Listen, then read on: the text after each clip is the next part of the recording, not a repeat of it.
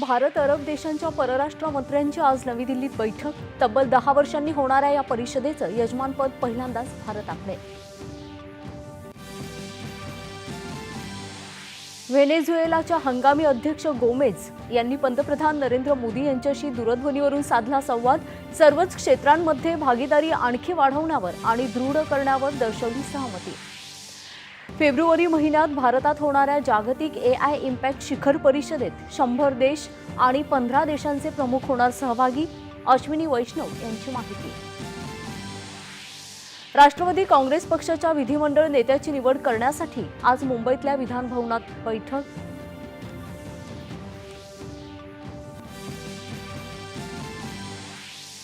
विधिमंडळ पक्षनेता आणि उपमुख्यमंत्री पदाबद्दल राष्ट्रवादी काँग्रेसनं घेतलेल्या निर्णयाच्या पाठीशी सरकार आणि भाजपा ठामपणे उभं राहण्याची मुख्यमंत्र्यांची ग्वाही। ठाणे, कल्याण डोंबिवली आणि उल्हासनगरमध्ये शिवसेनेचा महापौर पदासाठी तर भाजपाचा उपमहापौर पदासाठी अर्ज दाखल।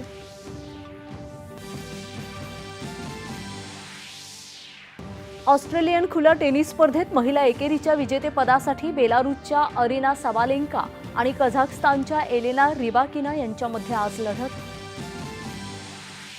आणि भारत आणि न्यूझीलंड यांच्यातल्या T20 क्रिकेट मालिकेतला 5वा आणि अखेरचा सामना आज तिरुअनंतपुरम इथं होणार।